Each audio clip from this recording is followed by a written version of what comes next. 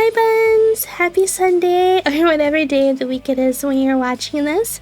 Welcome to part 5 of Marginal. This is actually the second time I am recording this because, let me show you something really quick. Okay, so last week I read Timeout Room and Playing with Water, and I said for part 5 we would read Mistress of the Rainy World. Well, I started reading it a little bit, and it heavily references these bottom stories, and this is Ernie's route, so I was like, oh no, none of this is going to make any sense. So unfortunately, we're not going to be reading Mistress of the Rainy World today. We're just going to read Erdine. This one's rather long, so it's just going to be the one part. And then we'll see. We'll play it by ear for the following weeks. I might double up if one of these three ends up being a little bit short. Rena's long, so we're just going to do part 5 for that. And don't worry, because I know at the end of Playing with Water, we were wondering what was going to happen to Protagonist, but that question was not answered at the beginning of Mistress of the Rainy World. We went back in time, really far back.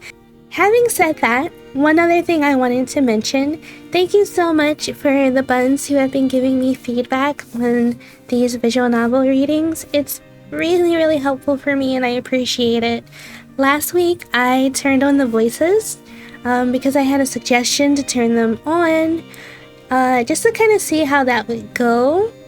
I found that I don't like having the voices on because it kind of ruins my flow a little bit. And so I'm going to keep the voices off. And then the other question I asked was if you all wanted me to do commentary as I read. I wasn't doing that because I thought maybe there should be a difference between how I play games like I do on Twitch as opposed to how I'm reading on YouTube. But I see that you all want me to do my commentary, which I'm very happy about because there are so many things that would happen. I'm like, I want to talk about it, but I don't want to be distracting. So, for this playthrough, onwards. No voices, and you'll get Rabi commentary. Again, thank you for bearing with me. I feel like since this is the first playthrough, I should try all the ideas that I have because I really feel from the second visual novel we'll read onwards, I should have a good idea of how I want to go about things. So thank you for your patience. So without further ado, let's start with reading. Just how much time has passed since then? By now, I've become unable to clearly recall.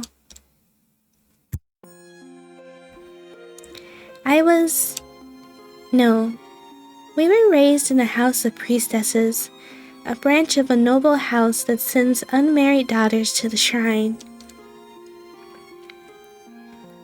Of course, noble didn't mean the royal shrines like Isanokami or Ise. It was a local shrine under a small, unknown priest. From before I can remember, my older sister and I were adopted and were raised as priestesses in training. So I didn't know any details. I didn't know my birthday, nor who my real parents were. It was also a mystery when, and for what purpose, we were sent to the shrine to be raised as priestesses. But we didn't think about those questions. We were never worried and never felt any dissatisfaction about it. It was a world where, unless you struggled to live, you died. In that kind of world, we didn't starve nor freeze, and were able to safely live our lives without event. Plus, in my case, I had a kind older sister. The moon's out today, sis. In a season of long rains, it was a rare, clear night. In a break between those damp clouds, the big face of the moon peeked out. When the rainy season ends, it's going to get hot again, isn't it?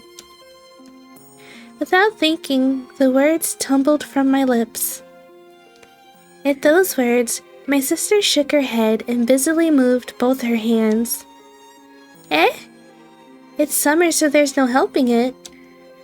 And once again nodding, she moved her hands while moving her mouth.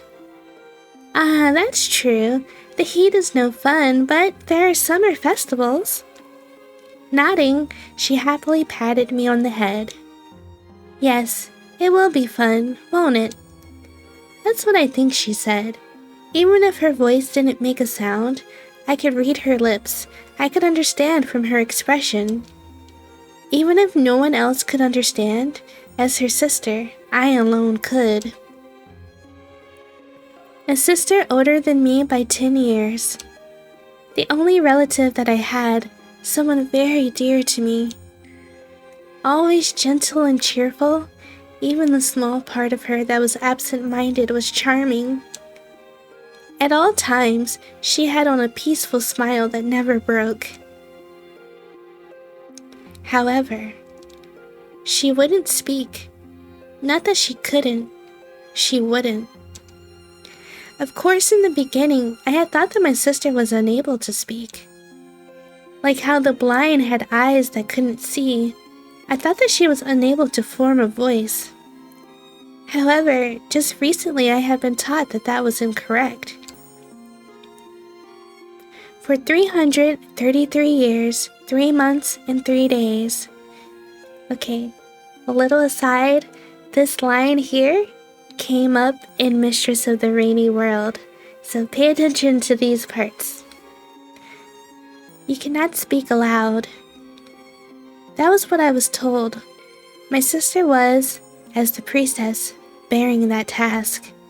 Apparently this shrine had made some prayer that created a debt that had been over 100 years earlier.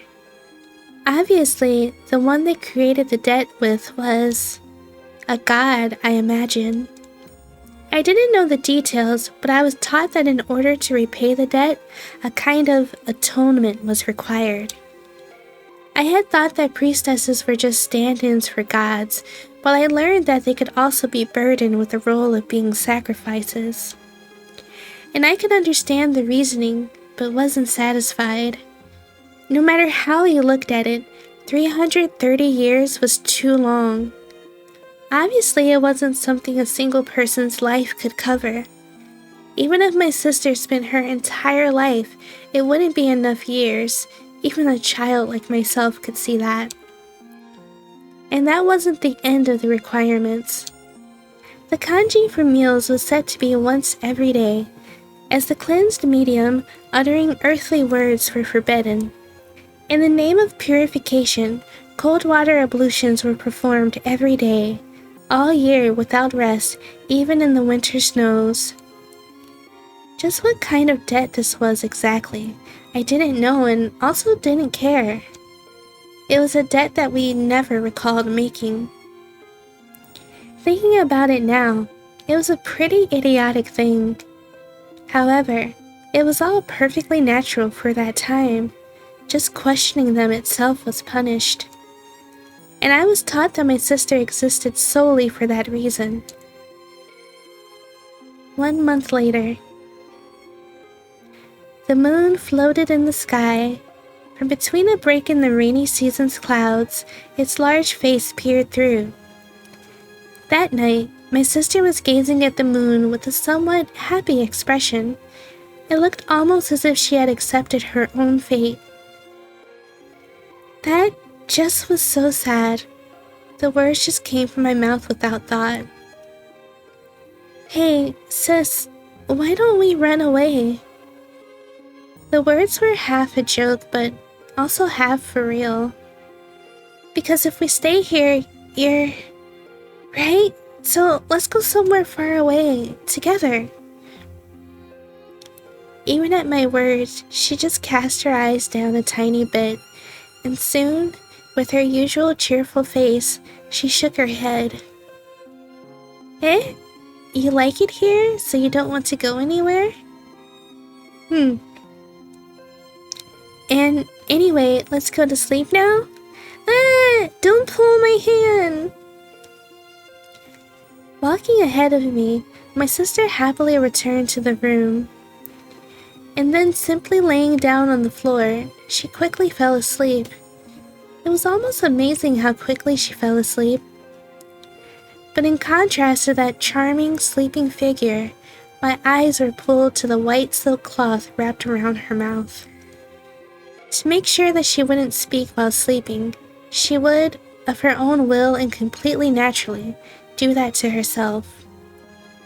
Watching that was just impossibly painful. That act, I can understand it now. I'm sure that my sister must have felt some kind of duty or responsibility as a priestess. As someone who was wed to God, there were probably those who believed in her. But in equal amounts, there was also concern for me. Originally, we had come to be adopted by the shrine without any support. If the two of us were to flee, it was obvious that we would have gotten lost. With a child like myself in tow, it would have been all the more difficult. Her sister's dedication to being a priestess is really admirable, especially since she took it upon herself to literally bind her mouth at night so she won't accidentally speak. Like, she's really taking the debt that she has, that burden, really seriously. Mean, mean, mean. Burning sunlight and the cries of cicadas, a scene you could see everywhere in summer. The noisy cicadas were erasing all sounds. Perhaps, maybe now. When that occurred to me, I spoke to my sister. Hey, sis, right now, you could speak, you know. I'm sure no one would notice. In the middle of the chorus of cicadas, my sister looked at me without moving. You know, one thing I'm noticing right now, since this image is in the daytime, your sister has black hair. Well, Radine has white hair. It's almost like yin and yang, and I wouldn't say their personalities are opposites, but the way they view the duty they have to the shrine is different. Her sister's resolved to her fate, while Radine seems to be pushing against it, like opposing forces on this topic. In the middle of the chorus of cicadas, my sister looked at me without moving. I moved my mouth closer to my sister's face. Like this. If you speak softly, no one should be able to hear. Just once, I wanted to hear my sister's voice. Since before I could remember, I had always been with her, but I never knew what kind of voice she had. I was sure that it would be a cheerful, cute voice, just like her demeanor, gentle and soft, nothing like my low, unrefined way of speaking. Right now, no one is around. It will be fine. Even with my continued pushing, my sister remained silent. Finally, with her eyes downcast, she shook her head and moved her mouth. Eh? There's never a time when no one is around? With a small nod, she pointed to the red torii arches on the grounds, then her hand waved "no, no" in front of her face. Essentially, she was saying God was watching. From the beginning to the end, my sister was always like that. Every day, thinking that she'd be hungry eating no more than a tiny bit of porridge, I would secretly offer her food, but she never once accepted. And she wasn't just strict with herself, she'd often correct my way of speaking. Hey sis, about that tower. Smack! Oh no. Ow! I'm sorry. About the yew tree. As I was carelessly about to speak a taboo, she quickly hit my hand. Even though my sister only rarely got angry, she would strictly correct me about impure or taboo things. Unlike my young self, who didn't really understand anything, my sister probably was a very fervent believer of Shinto. For example, even if she were the sacrifice for atonement, I believe my sister was undoubtedly also a priestess in service to God. At every time, every place, whatever you did, God was always watching from nearby. That was probably what my sister thought, or perhaps what she wanted to believe. The following year, late autumn, when the red-stained leaves of the tree began to fall, and when a cold wind was beginning to blow, around when I was going to turn 10, unlike myself, who had grown up without any real major illnesses, whenever it came to be this time of the year, my sister would lie down on the floor more often. Of course, saying that she lay on the floor didn't mean it happened suddenly one day. At first, she was only down once a month, but then it became 3 days, then 5, and before I knew it, she spent almost half a month lying down. And in the middle of that, while making a strained face, my sister would get up early from bed. Her destination was the well in the rear grounds. It was for the daily task of purification, the cold water ablution. "Are you okay, sis?" When I would run over to her saying that, she would tell me not to worry by gesturing with her body and hands. While wearing her usual gentle smile, she still never once spoke. The late autumn morning air already felt cold to the skin, and steam was rising from her body, just bathed in cold water. Her breath was also brilliant white, her body numb from the cold and shivering slightly. And she'd already been sick without all of this. But if you thought about it, it wasn't a surprise. Without being given proper meals and living this way for many years, anyone's body would break. Even if it weren't my sister, they would clearly be succumbing to sickness.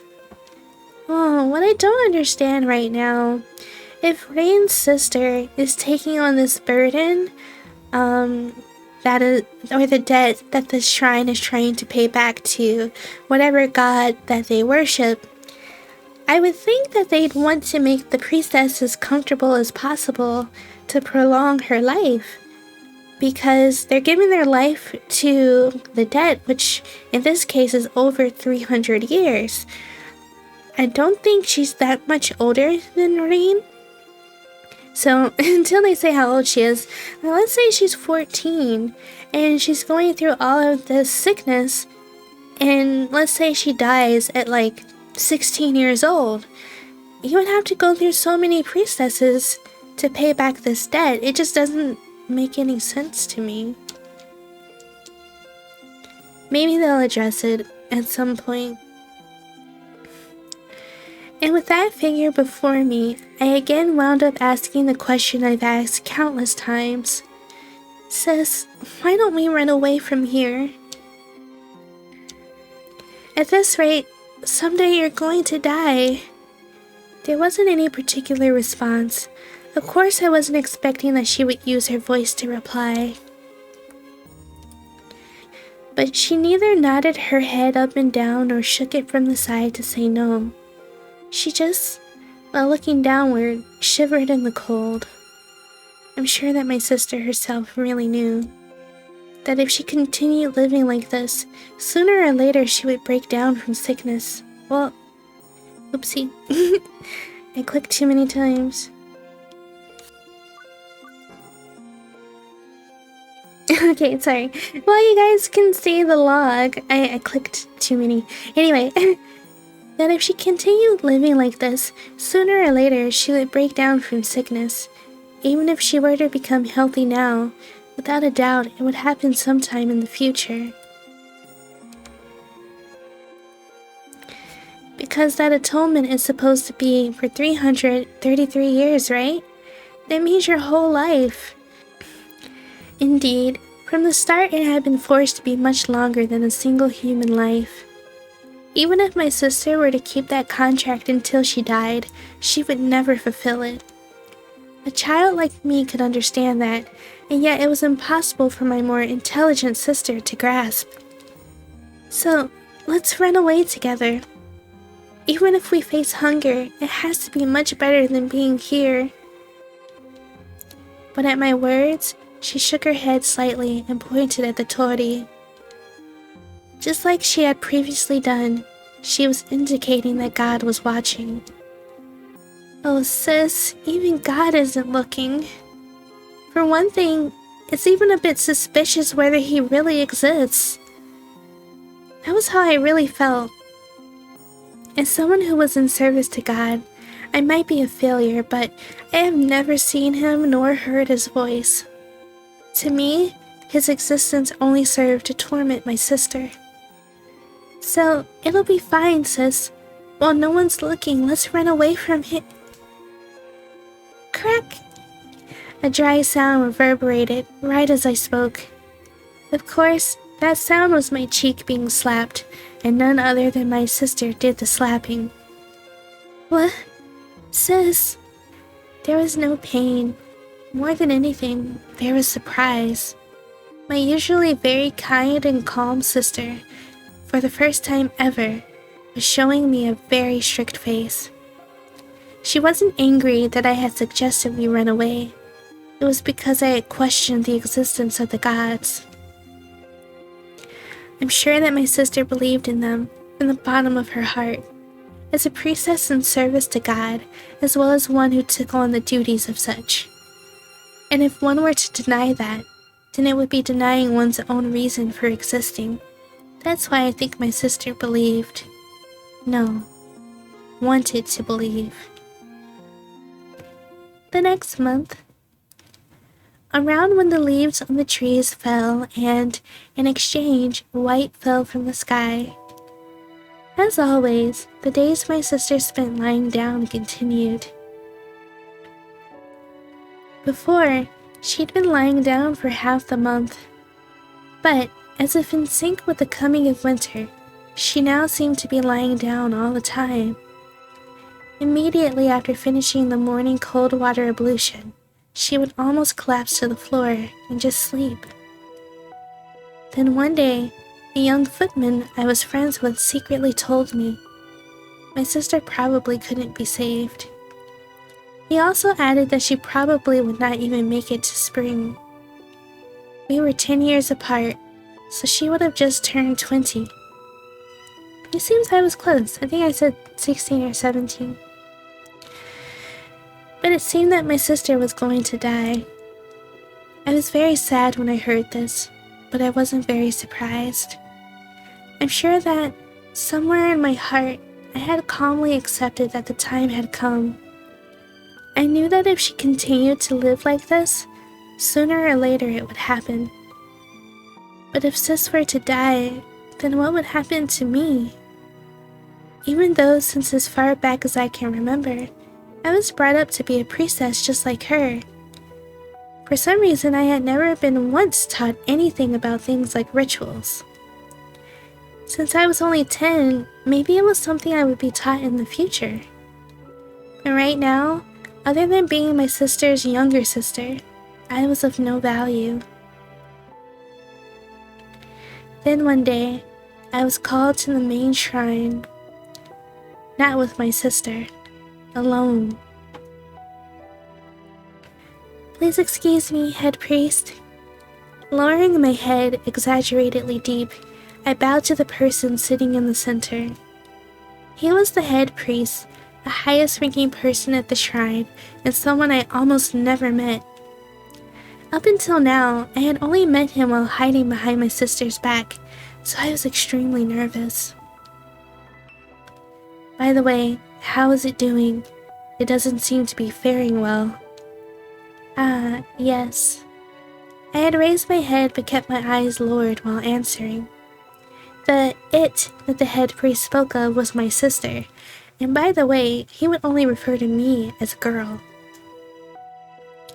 In terms of standing, we were considered priestesses, so we had never been treated rudely. I think being called "it" is not really polite. But even so, we weren't treated properly as humans. You know of this girl? It seems it can't be saved. Yes, I have heard such from the priests. As expected, it didn't last long either. Either? I remembered that word catching me. The words indicated more than one, not your sister, but your sister also. Before I could think about what that meant, the head priest continued to speak. That is why, while there is time, I order that you will take over. Take over? Yes. When it dies, you as the sister will take over the duty. At first I couldn't understand what the head priest was saying. Take over? The duty? Me? But then I soon realized he was saying that I too will have my words sealed away, live on one bowl of porridge a day, chill my body as a 333-year sacrifice for atonement. Hey, what is that surprised face? Eh? With just one human, there is no way to atone for 300 years. You mean, for this purpose I was... Of course, using many people like this is the only way to deal with it. He answered without hesitation. There wasn't one hint of change in his voice or expression. It was as if he were blandly explaining something extremely obvious. And indirectly, he told me that I was a spare replacement for my sister. And by the way, your sister was the third. You will be the fourth. With you, we can get the remaining number of years down quite a bit. The remaining number of years is... Your sister only lasted about 15 years, but there are about 200 years left. With that, the head priest's expression softened just the tiniest bit. It was the first time I'd seen that sort of expression on his face since I'd come here. To be honest, there's not much change being told that 200 years remained. At the least, if it were impossible even using my entire life, then it was all the same to me. In any case, once it dies, you, girl, will take over. Understood? Hey, where is your answer? But, head priest... I don't want to hear your whining. I asked if you understood. I silently gave a small nod. Honestly, I didn't know what to say. Even if I said I didn't want to, I understood enough to know it wasn't going to be allowed. And yet, looking at me silently nodding. Good. Like just now, you should be practicing not making a sound. Understood? When I once again silently nodded at those words, the head priest wore a satisfied smile. When I left the main shrine, I was thinking many things. I just couldn't bring all my thoughts together. The head priest's words were probably correct. Even I didn't think that 333 years could be covered by a single person. If they weren't a supernatural being or a holy man, it was natural that a person could only live about 100 years. But I hadn't thought of wearing it down with the number of priestesses like this. To go that far, just what could have been this debt to God? To be honest, I couldn't imagine it, nor was I interested. All I understood was, if my sister dies, then I would be the one who would take up being the sacrifice of atonement for the remaining 200 years. Obviously, even if I spent my entire life, it wouldn't be enough. By chance, I looked up. The sky was gray as lead. It was such a striking sight. That winter's icy sky seemed to be filled with gray as far as you could see. That night, my sister was lying down with a silk cloth wrapped around her mouth. As always, she continued with us, her way to keep from accidentally making a sound while coughing. Facing her like that, I told her about today's events. That her sickness probably couldn't be cured. That I was her spare. About how I would be taking it up after her. Sis, it looks like I'm also going to be unable to speak. And they said that there are still 200 years left.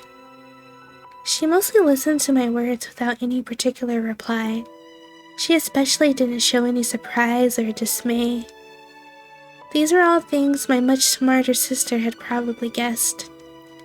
My sister probably couldn't be saved, and it had been decided that I would follow after her.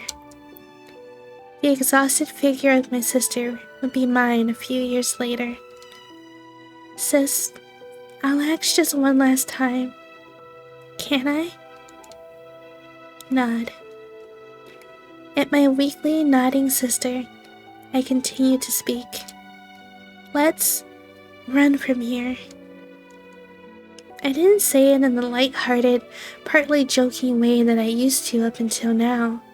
I said them because I really wanted to flee from here. Even if God watches, I don't care.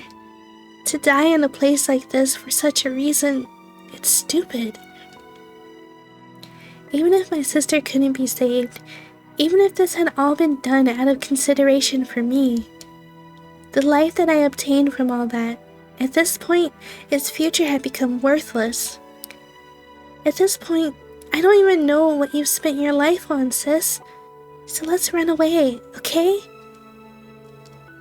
Even at these words, my sister remained silently looking down. Eventually, she slowly shook her head and closed her eyes. No matter what I said to her after, she didn't face me. Sis, does this mean you've accepted your fate? With a silk cloth wrapped around her mouth, even on her deathbed, that duty, the sacrifice for atonement, was what she continued to fulfill. For a debt or loan we don't even recall making to some god or whatever, she never opened her mouth or used her voice for me. Even now, I had never heard my sister's voice, and just maybe, it might all end before I ever hear it. A premonition that I didn't want to come to pass, for some reason felt like it wouldn't miss. This is getting really depressing. I feel so bad for these sisters. Especially Marie's older sister. We don't know her name still. But this life, she had only been alive for 20 years to this point, and it's been nothing but silence, sickness, and in Renee's perspective, it's like, all for what? What purpose? They can't fulfill the duty, and they didn't even make this debt. It's a really difficult situation. The next month, the harsh winter came in full force. For the first time in a while, it was a night where the large moon showed its face. The cramped sleeping room that my sister and I alone used. We were sleeping there as always, when suddenly they came. With a sharp clack, the sliding door opened forcefully. Beyond was a priest and the head priest, along with a number of footmen that I recognized. So late in the night. Is something happening? It was so sudden I had no idea what was going on. For it to be so late at night and have many people come in one after another, it was honestly more scary than surprising. Head priest, what is... To prevent any accidents, we've come to take precautions. Accidents? Before I could even ask what that was, a cloth was pressed to my mouth. Then, almost like a gag, it was firmly tightened. With this, she won't be able to speak. She might make a sound suddenly after all. The priest muttered that while I was unable to understand what was happening. What then leapt at my eyes was... What? Sis? Before me was my sister, with her mouth gagged even more tightly than mine. Moreover, pressed to her neck was the blade of a tanto, ready to tear into my sister's neck. There might be some time before she dies, but we want to make sure of the transfer, you see. Saying that, The head priest looked at the footman holding the tanto. It was then that I finally understood the situation. They're going to kill my sister. On top of that, from the instant that I would become the next sacrifice, they wanted to prevent the chance that I could use my voice. If it happened that suddenly, in a place with no one around, she were to die of her illness, there was a possibility that I would raise my voice in crying. They probably feared that. I believe you were called Rain? I'll at least say my thanks for being the sacrifice for 15 whole years. Oh, her sister's name was Rain. What does this mean? I can't imagine both of their names are Rain then. So did the Rain in protagonist's route just start assuming her sister's name? Well, that's really interesting. Just saying that, he glanced at the footman holding my sister and the tanto. Please stop! Don't kill my sister! Even when I tried to use my voice, I couldn't form words. That's why I screamed in my heart. There was nothing else I could do. My body was held firmly, so I couldn't even run close to her. It was the only thing I could do. And my sister was looking at me, with the blade pressed to her wasted body. Neither able to move nor use her voice, she pleaded with her eyes. Help me. She said that. Even if she hadn't voiced it, my eyes told me. Up until now, someone who served as a priestess risked her entire life to be the sacrifice for atonement. Believed in God. Without question. Sacrificing herself. The person whose endless smile never broke. For the first time, she pleaded. For the first time, she beseeched that God for salvation. At that time, I had a thought. If, right now, she weren't saved here, then there was no God. I know nothing about debts or loans, don't care about atonement or sacrifice. Anyone owed those things never existed to begin with. If it was something that refused to save her right now, it was not a God. And so, there is no God. That's what I realized. Now, do it. Calmly, succinctly, that was all the head priest said. Just as he finished saying those words, a sort of wet spraying sound rang out. It was like the sound of water, except this wasn't water, but blood. It was the sound of that spraying out from her neck. The color wasn't red, but the same black as the darkness. Sis! Unable to speak, I screamed in my heart. In front of me, as I was held firmly and unable to run to her side, my sister became soaked in strongly flowing blood. My sister was looking at me, a black stain spreading over her without any apparent resistance, trying to convey something to me. With the only part of her that wasn't bound, her eyes, she gazed at me. And then, like a thread holding her up was cut, she collapsed forward. And just that easily, she died. Oh my god. This is kind of difficult to read, honestly. I feel so sad for Rain's sister. Her whole life was nothing but suffering, and just to end so violently, it's not fair. I didn't know what my sister was trying to tell me in the end, but it seemed that there wasn't a God. And so, I lost my voice. I was stopped from forming words. In the end, I never once heard my sister's voice. The final time I used my voice was to the head priest when I said, accidents.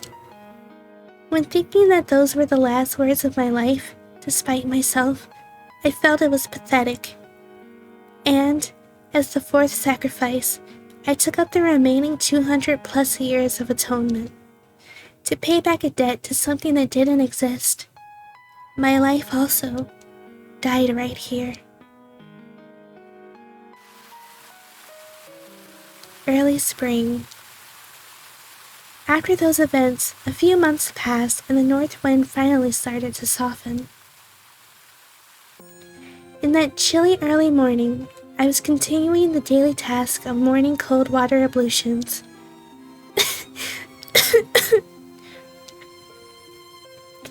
With my mouth closed, is more accurate, I guess. With my mouth closed, I coughed like I was choking. Unlike my sister, I always had a cloth wrapped around. No, forced around my mouth. The only time I could remove it was to eat, and there was also a footman next to me watching.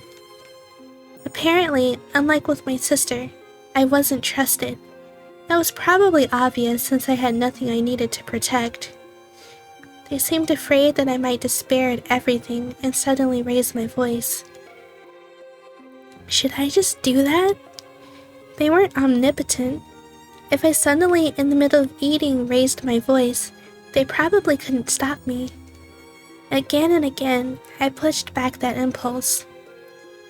One reason was because, without a doubt, I would be killed. They placed the duty of atonement above all else. For that task, they did not even think of us sacrifices as human. I was sure that I would be subjected to unimaginably cruel reprisals before being killed. And one other reason was my sister. If I were to throw it all away, the past 100 years would have to be started from the beginning. If that happened, then all my sister's actions would become nothing. Even if it were for a stupid thing, I would lose sight of just what my sister lived her life for all these years. So this wasn't for the head priest, nor the shrine, nor myself. And certainly not for some god. It was for my sister that I was throwing away my own life, resolving to live as a sacrifice. I had yet to turn 11. It was a young, ignorant, powerless person's own kind of determination. Summer. The season where cicadas loudly called and the heat returned. Today I also finished my daily duty and was lying down in my bedroom. Perhaps my determination to live on as a sacrifice was finally understood, since there wasn't anyone at my side constantly watching over me. But knowing them, they're probably not at ease with just this. From what I'd heard, they were bringing someone in from somewhere. Of course, a spare. Mine. While I was still healthy right now, that didn't mean I would be forever. They certainly knew that well. Even if I weren't my sister, continuing to live this way made it obvious. For my age, I had become thinner. Looking at my own young body, that's what I felt. That night, I quietly had my eyes closed and was about to fall into a light sleep. Did something make a sound? Focusing on my ears, I didn't hear things but people's voices. Even though it was late at night, there seemed to be the sounds of shouting and screams. Sensing that something wasn't right, I got up. The voices were still far away, but without a doubt they were coming from within the shrine. So I put my hand on the sliding door to take a look outside the bedroom. When, before I could open myself, it slammed open. Quick! Run! Quickly! The first thing the familiar young footman said upon entering. However, contrary to how he usually appeared, his breathing was ragged and he was very agitated. He was also wearing bright red clothing. Just what had happened? Gesturing with my hands and whole body, I asked him. Just go quickly. They're razing the place. Anyone found is being killed. No, they'd make sure to kill you. Saying that, The footman pointed to the rear gardens. Looking closer, I could see that red on him was his own blood. I saw that there was also various cuts on parts of his clothing and body. It's over for the shrine. With those words, he finally fell face down onto the floor. Just what should I do?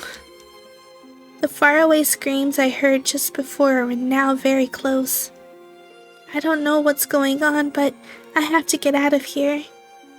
While looking at the man who apparently had died before me, that's what I thought. I ran straight from the rear gardens into the mountains. I didn't turn around to look. I was so afraid. I didn't dare turn around. Running as fast as I could, the cloth bound around my mouth to keep me from speaking added to my difficulty breathing, but I didn't move to remove it. That was because I had no idea what the situation was right now. It must be bound really tight around her mouth if she can't, easily take it off. Eventually, hiding myself along a small path in the forest, I slowly caught my breath. Then, fearfully, I looked back at the place I had run from. Burning? Is that the shrine that's burning? Behind me, the area where the shrine stood was glowing bright red in the darkness. There was no reason to believe it was anything other than a fire. Then what happened to all the other people? Or is it like the footman said, everyone was killed? There wasn't much need to think about it. Most likely it was true. While running through the rear garden, I remembered hearing a number of familiar voices changing into screams. The head priest, lower priest, the other priestesses, the many footmen that came from the court. I had heard that despite being a small shrine, it had a historical significance. Did such places get raised like this all of a sudden? No matter how much I thought, I couldn't find a reason. But there was a much bigger problem. What should I do now? Could it be that with the shrine gone, I'd been released from the role of being the sacrifice for atonement? Or was it so long as this world existed, I had a duty to continue it? I just didn't know. However, I understood that if I were found, I would be killed. I started moving the feet that had stopped on that forest path deeper into the forest. I didn't know just how far a child's feet could continue running, but there was nothing I could do. Half a year later, late autumn. Deep on a mountain, around when the red-stained leaves on the trees were starting to drop and the weather was slowly changing to winter. Living here in hiding, a few months passed before I noticed. They were days pieced together with wild plants and fish from a stream. Of course, I had thought about going down into the village a number of times, thought about it, but I would get scared and would be unable to leave the mountain. There might be someone on watch. The people who had attacked the shrine might just be simple robbers in the night. I think that was the most likely case. The people who would burn down a holy shrine might be someone with greater influence. If that were true, I couldn't be careless to get myself found. Normally, the footmen were people from the imperial court and had no connection to the shrine. But despite that, they were also killed, so I doubt that they would let a priestess associated with the shrine go, even if it were a young child. But while I thought about that, there was also another reason. Actually, this one was even bigger. If I go to the village, what would happen to me? A failed priestess with no skills? Someone who was nothing more than a sacrifice? Did I have a way to live? With these doubts gathered together, I just couldn't find the courage to leave the mountain. And yet, even now I didn't use my voice, and every day I had cold water ablutions, continuing my duty of atonement. To be honest, not even I knew the reason why. Even though I didn't have a sister I could rely on now, and that head priest that I disliked wasn't here. And moreover, even if I spent my entire life continuing on, there wouldn't be anyone to come after. With even the shrine now gone, it was all meaningless. 2 months later, winter. Snow fell from the sky and stained the black mountains in white.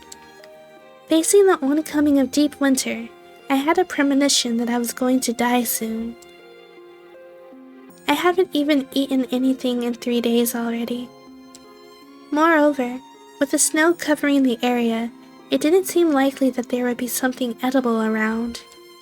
The bountiful autumn mountain had changed, and in the winter, the mountains became like a land where the living died. But that would be fine. Dying wouldn't be bad. Since my sister's death and taking on being the sacrifice for atonement, I had been the same as dead. Right now, there were only 2 things I regretted. The first was that I wasn't able to say my complaints to God or whatever it was. The other was that I wanted to hear, just once, my sister's voice. That was it. But maybe that might be granted if I die. Imagining my sister's voice within my heart, it was a very bright and cute voice. With those gentle words in my ears, I quietly closed my eyes. While falling slowly to sleep, I wished that I would just never wake up. The next time I wake up, I think I would hate being in this world.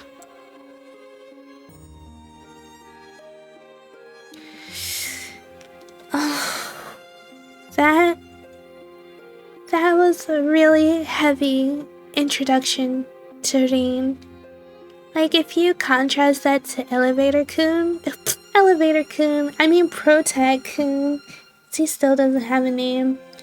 He too was feeling like he wanted to end things, and even going up to the rooftop and standing on the ledge just to kind of feel that comfort in knowing that when he was ready for it to end, he could do it at any time. And Rin, she had grown up basically in suffering, her and her sister. She never got to hear her sister's voice. She watched her sister waste away and be killed by the people that adopted them. And then to run away and still, even being away from the shrine, still keep up with the water ablutions, not speaking. Like, poor Rin, she just had so much suffering in her life. So this is a very heavy chapter. And even though I read Lady, Water Marginal, and End of the World a couple of months ago, I don't remember them too well because I was reading them on stream. But I do know that Lady especially is a very sad story. So things are going to get really heavy. So I would recommend after this video, watch something to lift your spirits. Watch some bunnies hopping around.